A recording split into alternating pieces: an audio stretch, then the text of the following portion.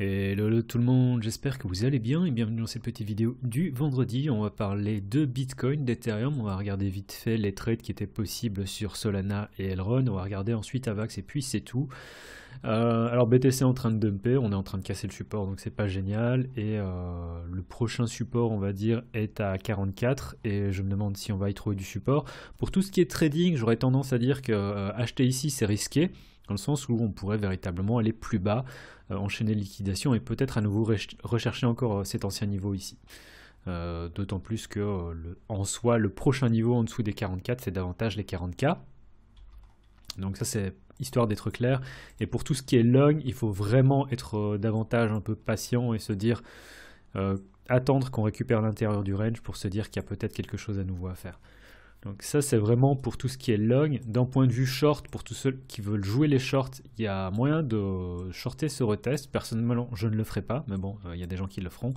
Et il n'y a pas grand chose en dehors de ça à dire, dans le sens que même les shorts, à partir du moment où on arrive à réintégrer le range, on pourrait avoir cette fois une petite poussée qui pourrait vraiment nous emmener ici, voire carrément au-dessus, chercher les différents sommets. Et c'est peut-être là qu'il faudra regarder pour les shorts, mais on en est loin. Et en attendant, ça veut dire que si on arrive à remonter là, on aurait un bounce qui sera assez nice. Et donc on aura du vert avant justement de reprendre le rouge. Mais donc c'est ici davantage que je me dirais prendre un short. Et on peut voir que on a été chercher ce niveau ici. Et puis depuis tout ce qu'on a fait, c'est des sommets et des creux de plus en plus bas. Donc c'est pas génial. Donc vraiment attendre ici pour les shorts, pour du court terme sur un retest, parce que là on est en train de casser le support. Si maintenant si on voit qu'on vient chercher la liquidité, qu'on remonte rapidement, il y a de quoi prendre un log. C'est tout ce que j'ai à dire d'un point de vue trading. Maintenant d'un point de vue investissement, je voulais prendre, on peut prendre ça, je vais pas prendre ça, je vais prendre celui-là plutôt. Je vais prendre le mensuel dans un premier temps. Alors ça c'est pas forcément nécessaire.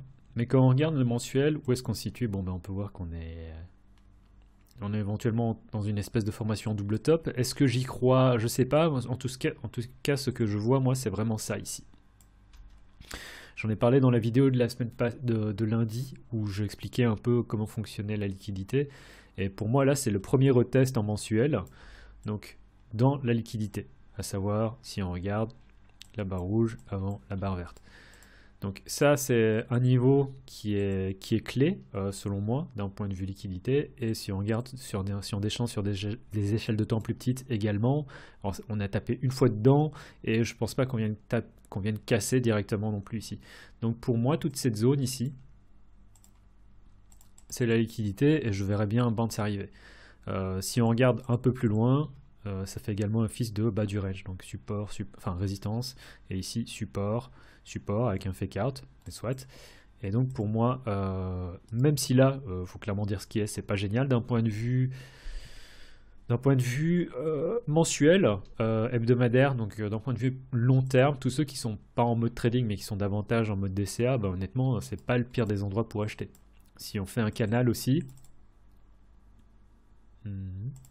Si on dessine un canal, on arrive bientôt dans le bas du canal, ça correspond en plus avec cette zone de ce pivot ici, support, résistance. On vient retester, l'idée c'est de se dire qu'on peut avoir un bounce. Si on n'a pas de bounce, vu que c'est également la zone où il y a le plus de trading de volume, on devrait y revenir également. Donc, ce qui veut dire que voilà, on achète ici, dans le pire des cas on passe en dessous, mais on devrait avoir un bounce, et c'est là qu'on peut éventuellement ressortir de ces bagues sans dégâts.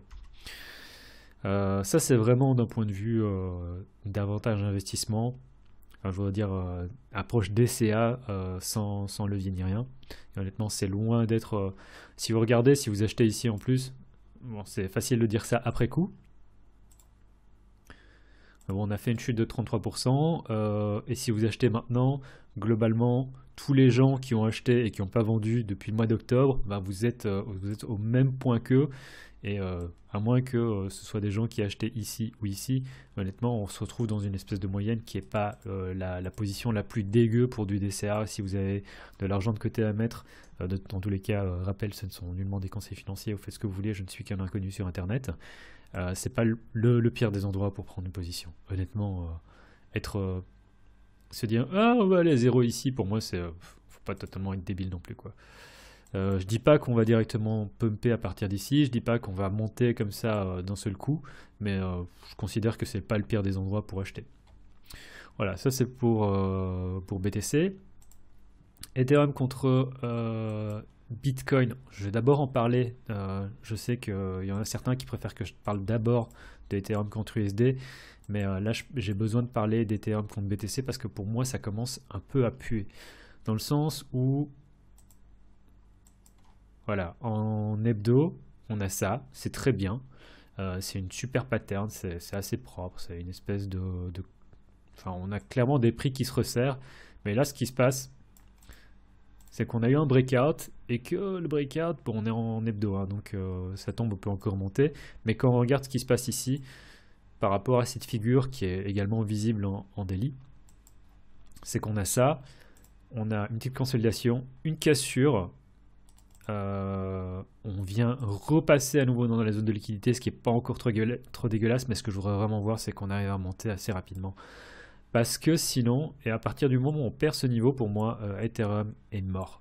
Je ne veux plus en entendre parler dans le sens où on va peut-être ici. Là, ici, à mon avis, c'est même carrément une super entrée parce qu'on peut continuer à faire éventuellement un truc comme ça.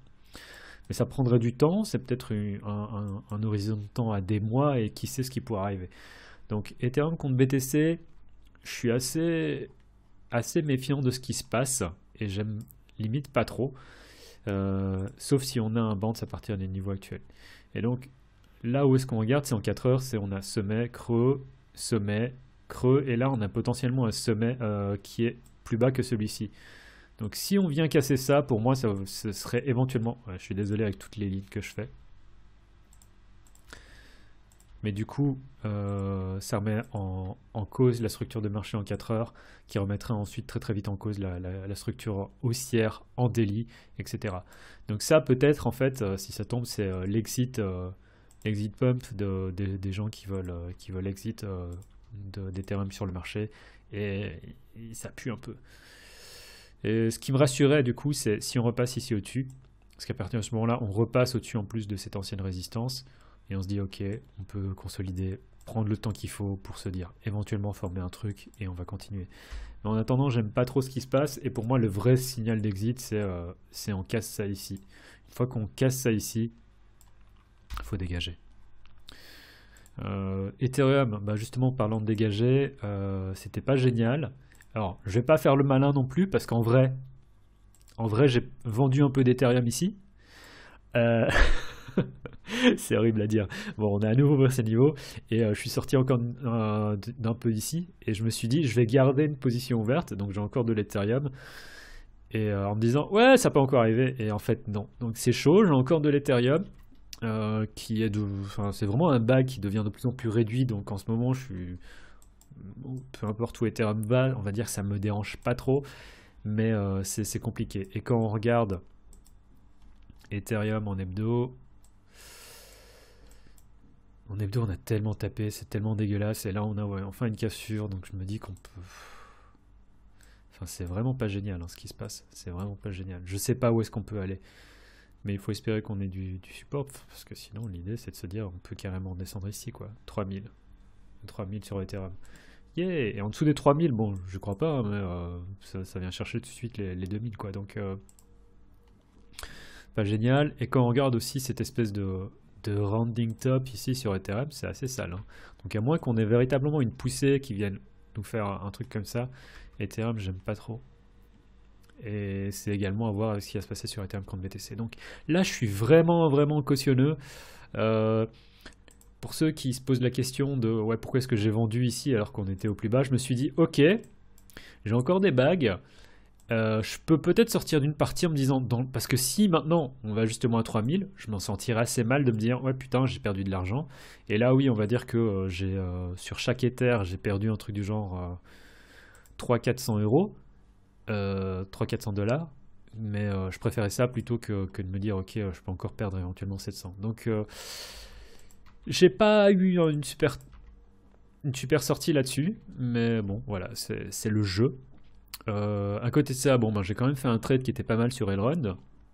un trade à 4 heures. La semaine passée, bon, on va regarder à nouveau la vidéo si ça vous intéresse, mais j'ai parlé de deux possibilités. La première, c'était éventuellement de prendre une entrée ici et de trader ça là jusqu'à ce sommet. On a fait la retrace, j'ai pris position sur la retrace et j'ai visé l'oblique. Alors on est monté beaucoup plus haut. Je suis descendu avant, enfin j'ai vendu mes trucs avant. Je me suis demandé ce qui allait se passer sur Elrond et à mon avis Elrond c'est juste dégueulasse. J'ai l'impression qu'il y a, enfin en fait il y a personne qui veut acheter ce truc. Donc je dis pas qu'on va pas encore à nouveau avoir un bounce, mais j'aurais tendance à dire que le bounce serait plus faible. Solana, c'est aussi pas terrible, mais si on regarde en hebdo, on est pile poil, enfin on est dans cette zone de liquidité, alors on a tapé plusieurs fois dedans, donc ça c'est pas génial par contre. Et j'étais dans un trade, je me suis fait sortir du coup, et c'est pour ça que je dis tout le temps, ouais sortez de la moitié, comme ça si le trade se retourne contre vous, bah vous n'avez pas perdu d'argent.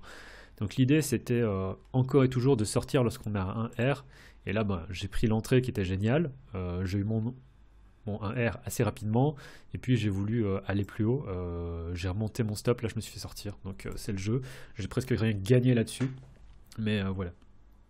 Et j'avais parlé de ce trade en plus dans la vidéo de lundi, donc si jamais ça vous intéresse, checkez ça. Et là pour moi un truc qui pourrait être intéressant c'est Avax.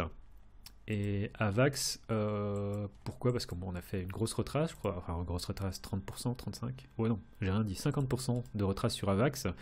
Ici on a fait une consolidation pendant quand même une semaine, donc pour moi l'idée c'est de se dire que si on revient ici, c'est l'endroit où est-ce qu'il faut acheter, éventuellement avec une préférence, on va dire aux alentours des 90$ davantage que vers les 100$, quoi. Enfin on est aux 100$, donc moi j'aurais tendance vraiment à une préférence pour acheter dans la liquidité ici, donc aux alentours des 90$. 90$ c'est bien, ça fait une bonne entrée. Le stop ça mettrait où? Et d'un point de vue trading,